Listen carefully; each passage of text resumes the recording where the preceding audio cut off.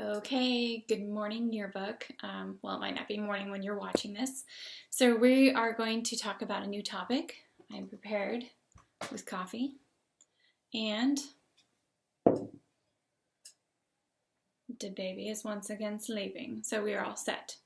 Okay, so what we're going to talk about today is we are going to talk about quick reads and how we use them throughout the book to add content and coverage. So I want you to take notes about the three different kinds of quick reads that we're going to talk about. And it's super important that you pay attention because you're going to be constructing a quick read as part of your upcoming project, or rather quick reads you're going to do too. Okay, so the first quick read, or rather what we're going to talk about before we talk about quick reads. What a quick read is, basically it's a content module. So it's a little package of content. This can be built into your existing layout templates. The look and feel should generally kind of stay the same, but the verbal content changes on each spread. So your modules can be adapted in each section if you so desire. So it gives us the ability to add consistency throughout the book, but vary the content and its delivery. Okay, so the first kind of content module we're going to talk about is a folio. So a folio, what it is, and again, you're going to need to write this down in your notes to know what a folio is a folio is basically an indicator on every single page for the most part. What the folio does is it, one, identifies what page you're on. So here in this upper right hand corner you can see right where my cursor is. This is an example from Rockland High School, or a neighboring high school. Go Rockland, we like them. So here we have a folio where they've designed it, but they've also incorporated in content. So the folio is a great opportunity to plug in a content module, and this would be consistent throughout the book because you have every single page labeled, and you don't want to have different designs because that would get really chaotic. So we would want this to be really consistent. So here we have the page number, so you know which page you are on, and also you can reference it in the index when you're looking for pages. But also Rockland High School has decided to pull in more coverage for their students. So you can see that they've incorporated in 2 photos along with some information and a quote. So they're really using this required package and incorporating in content and coverage. Also, what I want you to take note is the folio, when we are designing it, and we should design it, it shouldn't just be a number, is a really wonderful opportunity to pull in the designs that you have throughout the book. The folio is consistent throughout the book, so again, pulling in those design elements and having it be consistent on every single page will add consistency, kind of binding the book together, making it look cohesive. So here, when you look at the entire spread, you can see that Rockland High School, for this particular book, they're using a lot of angles, a lot of triangles, cut edges. We can see this in a couple of their different content modules on the spread, but then they pull it in with their folio. So this really does look like it pairs with the rest of the spread, and probably looks like it pairs with the rest of the book. So we're going to investigate that a little bit further. So again, their folio is consistent. So here is another example of Rockland High School's same book. Now we're in a mug section where you have student mug images. And they have a sidebar located, and they're talking about what's for breakfast and breakfast club, and they've got a statistic down here. But you can see here is a magnification of their folio. So again, it looks just like the folio from another section of the book. It's consistent, but again, they're adding in coverage. They're bringing in more content. This is a small version of a content module. Here again we have Rockland High School's book. You can see that their folio again is consistent, and now we're in the index, and so also you can see that they're pulling in that same graphic element of the angles, the triangles, with the design of their index. So again, pulling in those design elements throughout the book, making it consistent, cohesive, finding new opportunities to pull it in. Again, the index shouldn't just be letters with identifiers of where everybody's located. You should take an opportunity to pull in your design elements and really make the index look like it fits your book.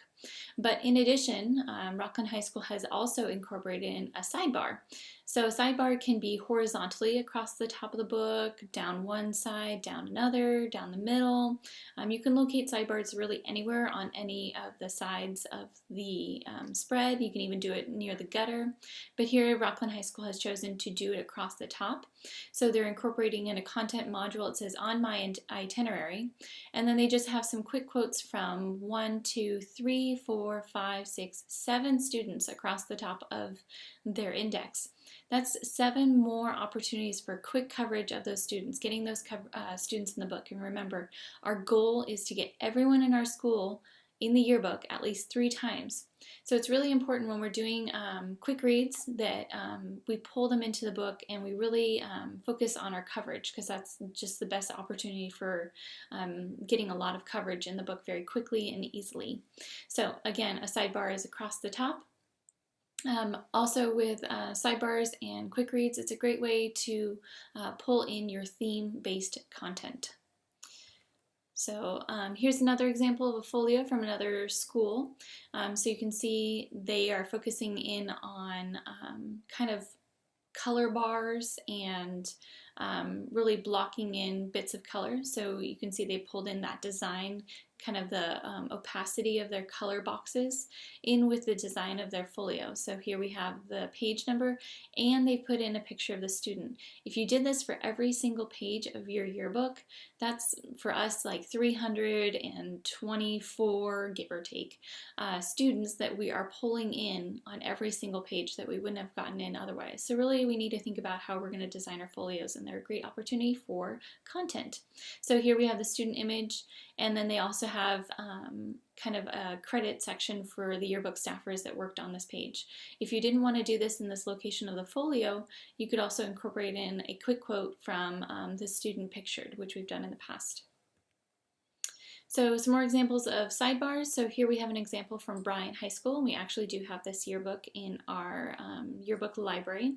They are pulling in their theme-based coverage with this kind of small sidebar off to the sidebar. But you can see that they have 2 longer quotes from these students talking about their comfort zone, getting outside of their comfort zone. And in particular, they're talking about the content featured on this page. So they're talking about the blood drive. Here again, we're pulling in the fact that it's consistent. So Bryant High School again is talking about their comfort zone. They're talking about this kind of grouping and being bonded. It's like a student senate kind of leadership activity. So their sidebar is focusing in on quotes from students in this activity, getting outside of their comfort zone, getting kind of talking about what they didn't anticipate happening. Up here you can see this is the design of their folio. So again, we have the page number and some identifying information. This is in the organization section, and it was focusing on the Student Senate. I'll flip back to the previous one. Here you can see the design of their folio. So it really does pair and look like it belongs with this book. It's very designed out. They decided not to incorporate student coverage, but again, it is designed to look like the rest of the book. Okay, one more sidebar example. This one is at the top of this page. So again, it doesn't need to span the entire spread. This was just one page, but we have gotten coverage for this particular student. It looks like they're doing a flashback, kind of before and after. They've got 2 photos of this student along with a quote. And again, this is great coverage that they wouldn't have otherwise gotten if they hadn't used that section in a smart fashion. Here's some more. So a sidebar, what it also provides is an entry point and allows the staff to capture quotes from multiple students who took part in this activity. So this is a magnification of the sidebar right here. But what was your reaction to the seniors?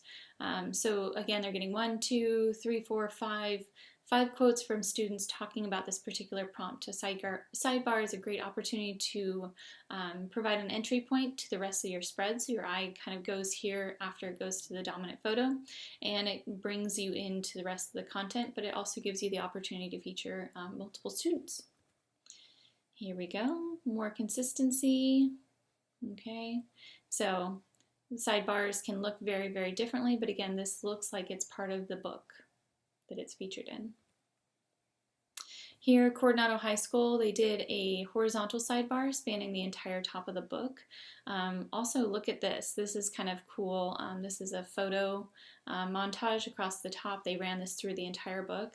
1, 2, 3, 4, 5, 6, 7, 8, 9, 10, 11, 12, 13 photos. Whew, that's a lot of coverage that all those students submitted those photos and are now captured into the book. But anyways, let's talk about the sidebar up at the top.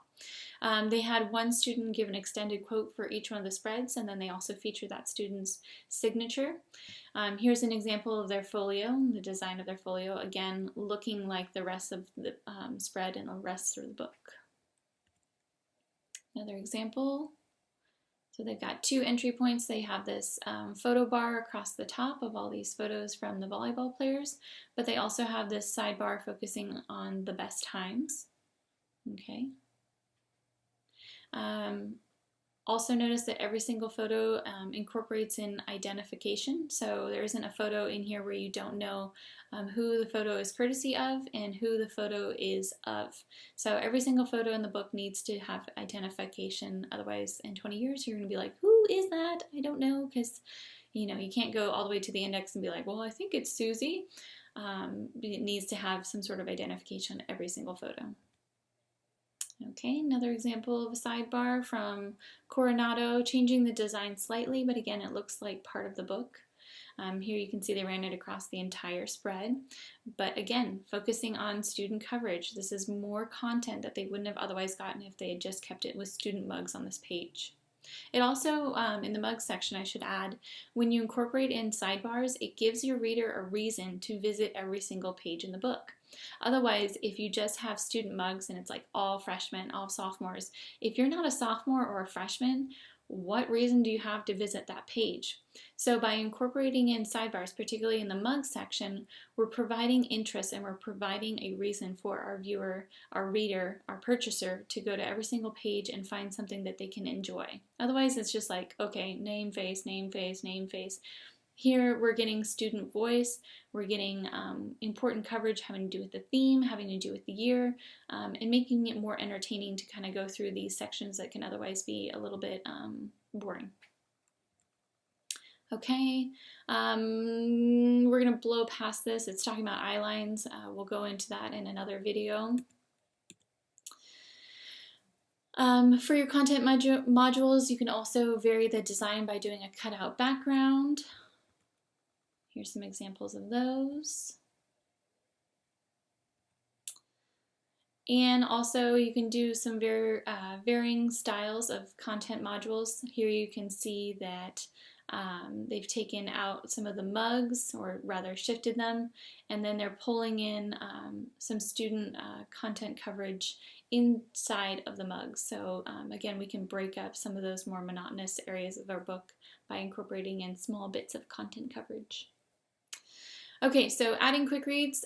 Quick reads can be built into layout templates after they've been completed. So you can take an existing layout, an existing spread, and replace a photo space or build a sidebar into the layout. So this can change up the verbal content, and it can incorporate in a visual tie-in that can change with each section of the book if you so desire. So here we're going to show how that works. So here we have an existing spread. It's talking about styles. So we have a bunch of different pictures. We've got some cutout backgrounds of some different student styles. But we're going to focus in on this photo module down here. It's not bad, but again, we have kind of a lot of the same type of coverage. So we're going to look for a new opportunity to sort of switch it up and provide more interest. So we're going to sub out this visual module down here.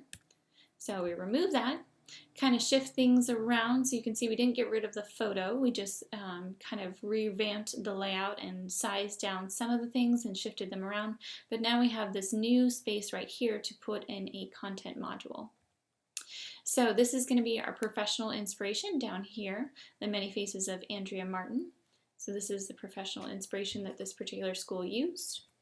And now you can see how they've done concert fashions. So now they're incorporating in more having to do with fashion, but they have varied the design a little bit. So it breaks it up more, and also it's adding more coverage. The previous one, we had 2 students, 2 photos, 2 quotes. But we kept those 2 photos, shifted them around, opened it up, and now we have 1, 2, 3, 4, 5 new students featured on this spread. We just amped our coverage up way big time.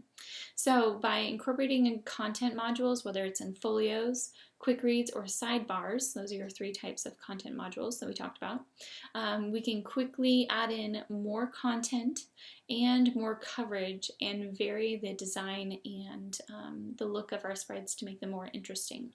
Okay guys, so your next thing that we're going to be doing is we're going to have you construct your own quick reads so we can incorporate them into the book. Thanks so much for listening and learning about the 3 different types of content modules that we are featuring in the book, and hopefully you have a great rest of your day. Bye, Yerds.